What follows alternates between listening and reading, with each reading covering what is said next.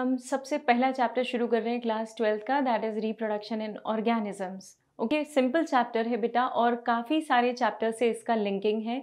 जैसे plant reproduction में भी इसके कॉन्सेप्ट्स आप देखेंगे, एनिमल रिप्रोडक्शन में भी इसके कॉन्सेप्ट्स हैं, प्लांट किंगडम में इसके कॉन्सेप्ट्स आएंगे, एनिमल किंगडम में कॉन्सेप्ट्स आएंगे, ग्रोथ एंड डेवलपमेंट में भी इसका कुछ हिस्सा आएगा। तो ये चैप्टर काफ़ी दूसरे चैप्टर से लिंक करता है। प्लस इस चैप्टर से एक क्वेश्चन आएगा, है ना। नीट में एक ही क्वेश्चन इस चैप्टर से आता है, लेकिन एक क्वेश्चन भी 4 नंबर का है, इसलिए हमें पूरे 4 नंबर के हिसाब से इसको तैयार करना है, राइट। तो चलिए चैप्टर की शुरुआत करते हैं, रिप्रोडक्शन इन ऑर्गेनिजम्स। एक बेसिक इंट्रोडक्शन के साथ बताती हूँ। रिप्रोडक्शन का मतलब होता है कि कोई भी ऑर्गेनिज्म जब अपने आप को रिप्रोड्यूस करता है in the form of offsprings, right. मतलब एक जनरेशन से दूसरी जनरेशन डेवलप होती है या बनती है। तो अगर पेरेंटल जनरेशन है तो पेरेंटल जनरेशन से ऑफस्प्रिंग्स का जो फॉर्मेशन होता है इसे हम बोलते हैं रिप्रोडक्शन, राइट। तो रिप्रोडक्शन में ऑफस्प्रिंग्स सिमिलर भी हो सकते हैं, नहीं भी हो सकते हैं। जो यंग वंस होते हैं उन्हीं को हम ऑफस्प्रिंग का नाम देते हैं। ये हो सकता है पेरेंट्स से एग्जैक्टली, मतलब जो भी पेरेंट्स हैं उन पेरेंट्स से एग्जैक्टली सिमिलर हों, और ऐसा भी हो सकता है कि ये पेरेंट्स से सिमिलर ना हो, मतलब डिसिमिलर हो। तो डिसिमिलर अगर हुए बेटा तो इसका मतलब क्या है, उनके अंदर वेरिएशंस आ गए हैं, राइट। तो अगर डिसिमिलर हुए तो मतलब उनके अंदर वेरिएशंस आ गए हैं, और अगर सिमिलर है मतलब वो एग्जैक्टली क्लोन है। कब क्लोन बनेंगे, कब इनके अंदर वेरिएशंस आएंगे, दोनों चीज़ों के बारे में डिस्कशन हम अलग अलग देखेंगे। तो देखते हैं, जो भी ऑफस्प्रिंग्स हैं वो ऑफस्प्रिंग सबसे पहले तो उनका फर्स्ट स्टेज होता है ग्रोथ, राइट। जब भी पेरेंट से नई जनरेशन डेवलप होती है तो उस नई जनरेशन में पहला स्टेप होता है ग्रोथ का, मतलब ऑर्गेनिज्म जो है वो ग्रो करना शुरू करता है। दूसरा स्टेप होता है उनमें मैच्योरिटी का। ये मैच्योरिटी इनके अंदर रिप्रोडक्टिव मैच्योरिटी है, ठीक है। क्या है बेटा रिप्रोडक्टिव मैच्योरिटी? रिप्रोडक्टिव मैच्योरिटी से मेरा मतलब है जहाँ पे कोई एक ऑर्गेनिज्म रिप्रोड्यूस करके अपने और डेवलप होके ग्रो होके अपने रिप्रोडक्टिव ऑर्गन्स फॉर्म कर चुका है। ओके, तो जब वो अपने रिप्रोडक्टिव ऑर्गन्स को फॉर्म कर चुका है तो वो खुद भी गैमीट्स बनाकर रिप्रोडक्शन करने में केपेबल है। इसी को हम बोलते हैं मैच्योरिटी। ओके, यहाँ पे मैच्योर होने से हमारा मतलब है reproductive maturity. And then which in turn produce new offsprings. इसका मतलब जो अब आगे चल के क्या कर देगा, रिप्रोडक्शन कर देगा। तो ये पूरी स्टेप्स किसी भी नॉर्मल रेगुलर ऑर्गेनिजम्स में होंगी, और इन स्टेप्स के होने पर कोई भी ऑर्गेनिज्म एक नया इंडिविजुअल फॉर्म कर सकता है ना। So these are the major steps. इसके अलावा रिप्रोडक्शन एसेंशियल प्रोसेस तो नहीं है ऑफ कोर्स, है ना। It is not at all an essential process. लेकिन ये कैसी प्रोसेस है बेटा? रिप्रोडक्शन एक ऐसी प्रोसेस है जहाँ पे स्पीशीज़ की कॉन्टिन्यूटी मेंटेन रहती है। कंपलसरी एक्ट नहीं है, कंपलसरी प्रोसेस नहीं है, ये होगा ही ऐसी कोई ज़रूरत नहीं है। लेकिन कंटिन्यूटी ऑफ स्पीशीज़ के लिए, मतलब अर्थ के ऊपर वो स्पीशीज़ मेंटेन रहें, उनकी नई जनरेशन्स आती रहें और डाइवर्सिटी को कंट्रीब्यूट करती रहें, for that particular reason reproduction is necessary. तो रिप्रोडक्शन एक कंटिन्यूस फिनोमिनन है ना, रेगुलर फिनोमिनन है। और इस प्रोसेस में कोई भी एक ऑर्गेनिज्म डेवलप होके मैच्योर होके अपने नए जनरेशन को प्रोड्यूस करता है। इस नए जनरेशन में भी पोटेंशियल डेवलप हो जाएगा कि वो भी अपनी आगे की जनरेशन प्रोड्यूस करे, and that too with the variations, right. तो ऑर्गेनिजम्स के अंदर जेनेटिक वेरिएशंस आते हैं। ये जेनेटिक वेरिएशंस का मतलब होता है जीन्स के अंदर आए हुए चेंजेस, राइट। तो अगर आपके जीन्स के अंदर चेंज आएंगे तो इससे क्या चेंज होगा बेटा? आपका जीनोटाइप चेंज हो जाएगा। जीनोटाइप का मतलब आपका जेनेटिक मेकअप चेंज हो जाएगा, और या फिर आपका फिनोटाइप भी चेंज हो जाएगा। तो आपका जीनोटाइप चेंज हो सकता है, मतलब आपके जीन्स का जो कंट्रीब्यूशन है या जीन्स का जो मेकअप है, जो नॉर्मल मेकअप ऑफ जीन है वो चेंज हो सकता है, या फिर फिनोटाइप चेंज हो सकता है, मतलब उसका फिजिकल एक्सप्रेशन चेंज हो सकता है, राइट। तो ये रिप्रोडक्शन का एक आउटकम है, that it maintains continuity plus it is responsible for the new characters formation, isn't it. अब देखिए लाइफ स्पैन क्या होता है ना, किसी भी लिविंग ऑर्गेनिज्म में लाइफ स्पैन एक बहुत इंपॉर्टेंट फैक्टर है, क्योंकि इसी के दौरान वो अपनी सारी एक्टिविटीज़ को परफॉर्म करने वाला है। तो लाइफ स्पैन का मतलब होता है कि कितने लंबे टाइम तक कोई इंडिविजुअल सर्वाइव करेगा, जिंदा रहेगा, उसे हम बोलेंगे लाइफ स्पैन, राइट। तो देखिएगा लाइफ स्पैन का मतलब होता है एक पर्टिकुलर पीरियड जो बर्थ से डेथ तक होता है किसी भी इंडिविजुअल में। मतलब अगर किसी इंडिविजुअल को आप देखोगे तो बर्थ टू डेथ जो उसका सर्वाइवल पीरियड है, जो उसकी लाइफ है, उसी को हम बोलते हैं उसका लाइफ स्पैन। अब तुम अगर ये देखोगे तो जो मल्टी सेलुलर ऑर्गेनिजम्स हैं उनके अंदर तो लाइफ स्पैन मुझे बहुत क्लियरली दिखाई दे जाता है कि भाई कोई इंसान है, ह्यूमन बीइंग है, डेवलप हुआ है, धीरे धीरे ग्रो होगा, मेच्योर होगा, उसके बाद उसकी डेथ हो जाएगी। तो एक मल्टी सेलुलर ऑर्गेनिज्म के लिए तो ठीक है, लेकिन यूनिसेलुलर ऑर्गेनिज्म के केस में क्या होगा बेटा? यूनिसेलुलर ऑर्गेनिजम्स के केस में कोई एक ऑर्गेनिज्म दो ऑर्गेनिजम्स में कन्वर्ट होता है ना। तो अब आप ऐसा बोल सकते हो क्या कि ये मर चुका है? नहीं बोला जा सकता, क्योंकि ये तो दिख रहा है हमें। क्या ऐसा बोल सकते हो कि ये जिंदा है? ऐसा भी नहीं बोल सकते, क्योंकि ये पूरे अपने प्रिमिटिव फॉर्म में जो जैसा ये पहले था वैसा तो ये अब नहीं दिख रहा है। तो क्या मैं ऐसा बोल दूं कि यहाँ पे रिप्रोडक्शन होना ही इसका लाइफ स्पैन, रिप्रोडक्शन होने तक ही इसका लाइफ स्पैन है, इजंट इट? मतलब यूनिसेलुलर ऑर्गेनिज्म के लिए सही मायनों में तो बेटा मैं लाइफ स्पैन की बात ही नहीं कर सकती। क्यों नहीं कर सकती? सिर्फ एक छोटा सा कारण है कि यूनिसेलुलर ऑर्गेनिज्म में तो जैसे ही उन्होंने रिप्रोड्यूस कर लिया, राइट, जैसे ही उन्होंने फिशन की प्रोसेस कर ली, बाइनरी फिशन सपोज कर लिया, तो एक सेल जो है वो दूसरे दो सेल्स में कन्वर्ट हो गया, डॉटर सेल्स में कन्वर्ट हो गया। ना ये एग्जिस्टेंस से ख़त्म हो चुका है, इसका एग्जिस्टेंस ख़त्म हो चुका है, मैं ऐसा भी नहीं बोल सकती। मैं ये भी नहीं बोल सकती कि ये ज़िंदा है। मतलब मेरे पास दोनों चीज़ें हैं, दोनों एस्पेक्ट्स हैं, इसीलिए किसी यूनिसेलुलर ऑर्गेनिज्म के लिए मैं लाइफ स्पैन की बात नहीं करती हूँ, राइट। और इसीलिए ना बेटा हम इन ऑर्गेनिजम्स के लिए ऐसा भी बोलते हैं that they are completely immortal organisms. वैसे तो practically there is no individual which is immortal, ऐसा नहीं होता। लेकिन यूनिसेलुलर ऑर्गेनिजम्स के लिए, या आपने प्लेनेरिया के लिए पढ़ा होगा बेटा, प्लेनेरिया में रीजनरेशन होता है, तो प्लेनेरिया के अंदर भी ये प्रोसेस नहीं हो, प्लेनेरिया के अंदर भी ये प्रोसेस बहुत फ्रीक्वेंटली होती है, और इसीलिए वो भी कैसे हो जाते हैं? इमॉर्टल हो जाते हैं थियोरेटिकली, है ना। प्रैक्टिकली ऐसा नहीं होता। याद करें आपने क्या पढ़ा है प्लेनेरिया के बारे में, मैं याद दिलाती हूँ। देखिएगा प्लेनेरिया में अगर बॉडी का एक छोटा सा हिस्सा भी टूटकर अलग हो जाता है तो उससे एक नया प्लेनेरिया ग्रो होगा, राइट। तो वो नया प्लेनेरिया बन गया, एक से अगर 10 टुकड़े हुए तो 10 नए प्लेनेरिया बन गए। ये 10 प्लेनेरिया में अगर फिर से 20 पीसेस एक प्लेनेरिया में जनरेट हुए तो इमेजिन कीजिए आपके पास ये ऑर्गेनिज्म कितना रैपिड रेट पे ग्रोथ होता हुआ आपको दिखाई देगा, इजंट इट। तो इसीलिए हमें ये बहुत जानना ज़रूरी हो जाता है कि इन ऑर्गेनिजम्स में मोर्टालिटी रेट क्या है। ओके, तो mortality rate single cell organisms का अलग होता है। यूँ कह लीजिए कि ये तो रिप्रोड्यूस करके अपनी नेक्स्ट जनरेशन को तुरंत ले आते हैं, लेकिन जो हमारे मल्टी सेलुलर ऑर्गेनिजम्स हैं उनके अंदर मोर्टालिटी रेट की बात अलग है, लाइफ स्पैन की बात अलग है। तो अप्रॉक्सीमेट कुछ लाइफ स्पैन है हमारे पास इन एनिमल्स की, जैसे एलिफेंट जो है 60 to 90 ईयर्स तक जिंदा रहता है, जबकि जो डॉग है वो 20 to 30 ईयर्स। रोज़ का प्लांट, अगर पता है रोज़ के प्लांट की सबसे स्पेशलिटी क्या है? 5 से 7 साल, मतलब एक बार अगर तुमने ये प्लांट लगा दिया तो 5 से 7 साल तक तुम्हें इसके फ्लावर्स मिलते रहेंगे। तो जो लोग रोज़ का एग्रीकल्चर करते हैं ना, वो इसीलिए बेनिफिशियल है।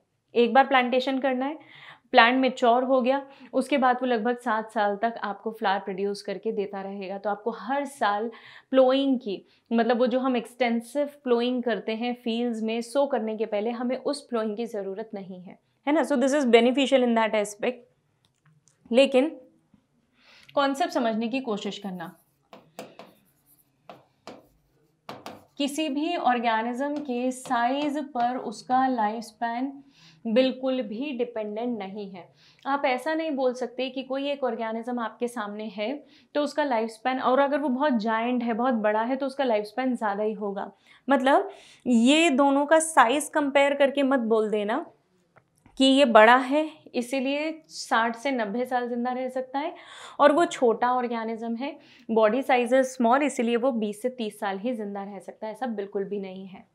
ओके तो साइज पे लाइफ स्पैन कभी भी मैटर नहीं करेगा, कभी भी इससे कोई फर्क नहीं पड़ने वाला है। हर ऑर्गेनिज्म के मेटाबॉलिज्म पर, ठीक है, हर ऑर्गेनिज्म के मेटाबॉलिज्म पर डिपेंड करता है कि उसका लाइफ स्पैन कितना होगा, है ना। जितना ज़्यादा लाइफ स्पैन होगा, सॉरी मेटाबॉलिज्म होगा, उतना ही कम लाइफ स्पैन होगा, क्योंकि जो ऑर्गेनिज्म बहुत तेज़ी से मेटाबोलाइज करते हैं उन ऑर्गेनिज्म की बॉडी में हीट बहुत जल्दी डिसिपेट होती है, उन्हें खाना भी बहुत लगता है, बॉडी में एजिंग भी बहुत जल्दी आ जाती है, सेल्स बहुत जल्दी मैच्योर होकर और डेथ की तरफ बढ़ना शुरू कर देते हैं। तो हाई मेटाबॉलिज्म जिन भी ऑर्गेनिज्म का रहेगा उनके अंदर लाइफ स्पैन कंपैरेटिवली कैसा रहेगा, कम रहेगा, छोटा रहेगा, राइट तो ये हमारी एनसीईआरटी ने कुछ ऑर्गेनिजम्स के लाइफ स्पैन और दिए हुए हैं, वो भी देख लेते हैं। जैसे क्रो का 15 साल है, बटरफ्लाई से 1 to 2 वीक्स है, बनाना ट्री 21 से 25 साल तक जिंदा रहता है, कोई काऊ भी जो है वो 20 से 25 साल जिंदा रह सकती है। ऑल्दो एलिफेंट और काऊ दोनों हायर मैमल्स हैं, लेकिन उसका लाइफ स्पैन अलग है, इसका लाइफ स्पैन अलग है ना। ये ट्री है, एक ही जगह खड़ा रहता है, इसका कुछ मेटाबॉलिज्म अलग है और इसका मेटाबॉलिज्म अलग है क्योंकि ये एनिमल है, but still life span is more और लेस नियरली सिमिलर, राइट। ये किस पे डिपेंड करता है बेटा, ये इनके मेटाबॉलिज्म के साथ साथ इनके जेनेटिक्स पे भी डिपेंड करता है, राइट मतलब इनके अंदर जीन्स का अरेंजमेंट कैसा है उसके ऊपर भी ये सारी चीज़ें निर्भर करेंगी। Crocodile 60 years, parrot 140 years, rice plant 3 to 4 months तक है, हॉर्स 20 to 25, बैनियन ट्री सबसे ज़्यादा लाइफ स्पैन है, सबसे ज़्यादा लंबे समय तक लगभग 500 साल तक भी जिंदा रह सकता है। ये डेटा हमने एज इट इज़ एनसीईआरटी से उठाया है, आप देख सकते हैं वहाँ पे भी।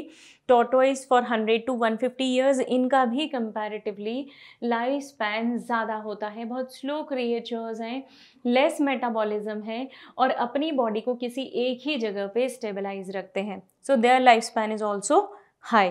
Fruit flies for only 30 days, very short life span. Now let us talk about types of reproduction. किसी भी ऑर्गेनिज्म में एक ही टाइप का रिप्रोडक्शन मेथड फॉलो होता है मोर और लेस, लेकिन कुछ ऑर्गेनिज्म में हम एक से ज़्यादा रिप्रोडक्शन की मेथड्स भी देखते हैं, है ना। तो हम पहले बात करेंगे बेटा एसेक्सुअल मेथड ऑफ रिप्रोडक्शन की, जहाँ पे ऑफस्प्रिंग को बनाने के लिए हमें 2 पेरेंट्स की ज़रूरत नहीं है, मतलब सिर्फ एक ही पेरेंट इन्वॉल्व होगा, और एक ही पेरेंट है बेटा मतलब सिर्फ एक ही बॉडी इन्वॉल्व है, तो बट ऑब्वियस सी बात है कि यहाँ पे गैमीट्स का फॉर्मेशन भी नहीं होगा,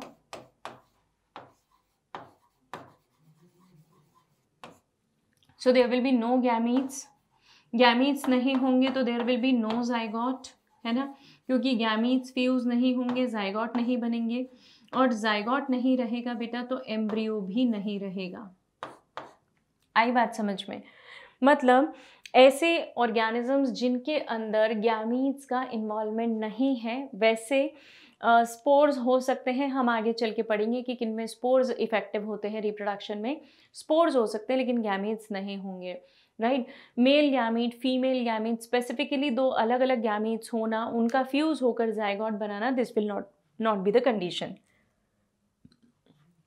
ऐसा होने से प्रोसेस कैसी हो जाएगी बेटा, क्विक हो जाएगी, है ना, जल्दी ख़त्म हो जाएगी प्रोसेस, बहुत स्पीड अप हो जाएगी, और इसीलिए इन ऑर्गेनिज्म में बहुत फास्ट रिप्रोडक्शन होता है, इतना तेज़ होता है बेटा कि ये जल्दी से रिप्रोड्यूस करके मर भी जाते हैं, है ना। और ये जल्दी रिप्रोड्यूस करते ही इसीलिए हैं क्योंकि इनका लाइफ स्पैन कैसा है, छोटा है। फाइन, हर एनिमल जल्दी से रिप्रोड्यूस नहीं कर पाता और स्पीड अप नहीं करता, या अर्ली मैचुरेशन उसकी बॉडी में नहीं दिखता, रिप्रोडक्टिव मैचुरेशन की बात कर रही हूँ, ऐसा इसीलिए क्योंकि ये लाइफ स्पैन पे डिपेंड करता है। जिनका लाइफ स्पैन कंपैरेटिवली छोटा है, अगर लाइफ स्पैन छोटा है तो वो ऑर्गेनिज्म बहुत तेज़ी से ग्रो नहीं कर पाएगा, आई मीन बहुत तेज़ी से ग्रो कर पाएगा और उसके बाद वो बहुत फटाफट से रिप्रोड्यूस भी कर पाएगा। तो जितना कम लाइफ स्पैन उतना क्विक रिप्रोडक्शन का मेथड होगा। चलिए आगे कुछ पॉइंट्स की डिस्कस करते हैं। क्योंकि यहाँ पे एक पेरेंट है, मतलब there is one set of DNA, and since there is one set of DNA there will be exact clone, है ना। क्या होगा, वो एग्जैक्ट क्लोन होगा। क्योंकि अगर जीन्स के कॉम्बिनेशन होते मेरे पास, मतलब फादर के कुछ जीन्स होते, मदर के कुछ जीन्स होते, अगर जीन्स के कॉम्बिनेशंस होते तब तो मैं बोल सकती थी कि यहाँ पे वेरिएशंस आएंगे। पर क्योंकि यहाँ पे जीन्स के कॉम्बिनेशंस नहीं हैं तो वेरिएशंस नहीं आएंगे, और इसीलिए यहाँ पे क्लोन का फॉर्मेशन होगा, है ना। Here the process of formation of clone will take place because there is only one set of DNA and there is only one parent. तो एग्जैक्टली क्लोन में इसी का क्या होगा बेटा, कॉपी, है ना। इसकी एग्जैक्ट कॉपी इसमें होगी। ये सिंगल सेल्ड ऑर्गेनिज्म में होगा, प्लांट सेल्स और एनिमल्स में भी होता है, लेकिन ये लोअर एनिमल्स में होता है, ठीक है। हायर एनिमल्स में तो ये प्रोसेस नहीं हो सकता ऑफ कोर्स, लेकिन लोअर एनिमल्स में the same process takes place, जहाँ पे क्लोन्स बहुत इजीली, पेरेंट्स के क्लोन्स बहुत इजीली बन जाते हैं। सेल डिवीजन अपने आप में किसी भी यूनिसेल्युलर ऑर्गेनिज्म का मोड ऑफ रिप्रोडक्शन है ना।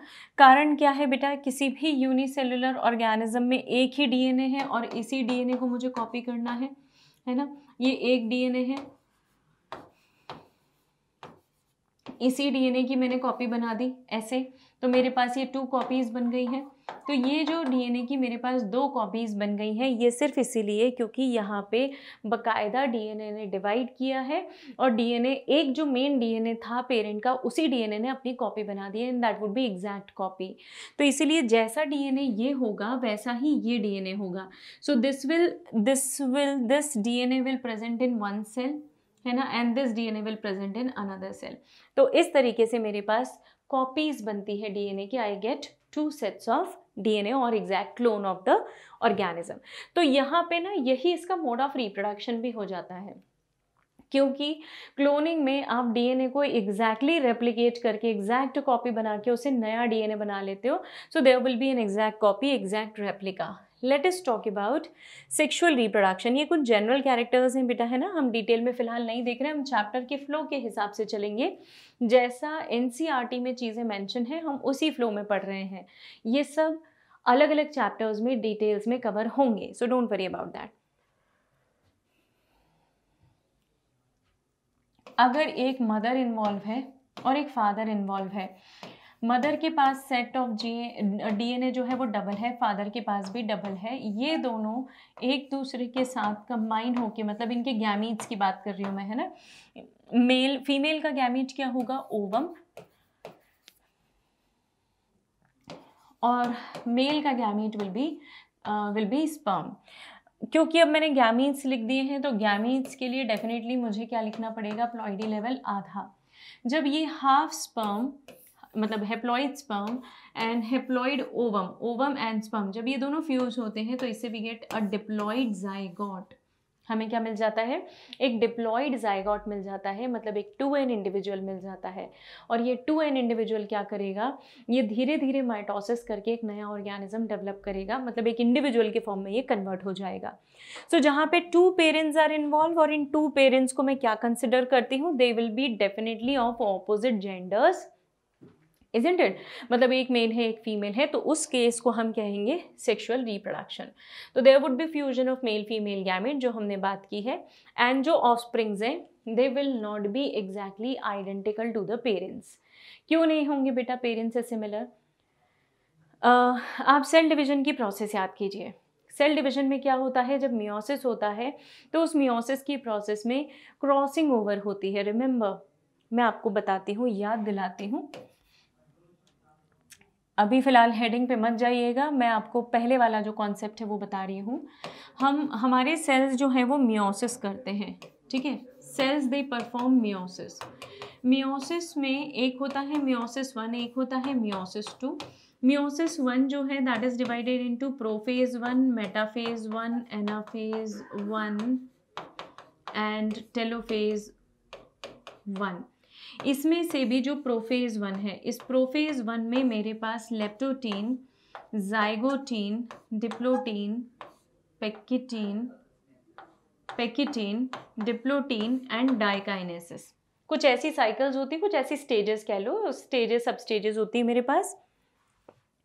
उसमें से जो पेकिटीन है बेटा, इस पेकिटीन में एक बहुत इंपॉर्टेंट प्रोसेस होती है जिसे हम बोलते हैं क्रॉसिंग ओवर। और क्रॉसिंग ओवर में क्या होता है, जो जेनेटिक मटेरियल है वो एक्सचेंज होता है। तो एक क्रोमोसोम का जेनेटिक मटेरियल का कुछ हिस्सा दूसरे क्रोमोसोम के ऊपर आ जाएगा और इस तरीके से दोनों के सेगमेंट्स में क्या हो जाएंगे, एक्सचेंज हो जाएंगे। तो क्रॉसिंग ओवर की जो प्रोसेस है, राइट, जो क्रॉसिंग ओवर की प्रोसेस है वही तो वेरिएशंस का सोर्स है, वही तो वेरिएशंस इंट्रोड्यूस करती है। और यही रीज़न है बेटा कि हमारे जो हायर ऑर्गेनिजम्स हैं उनके अंदर आपको बहुत ज़्यादा क्या दिखाई देंगे, वेरिएशंस। ठीक है।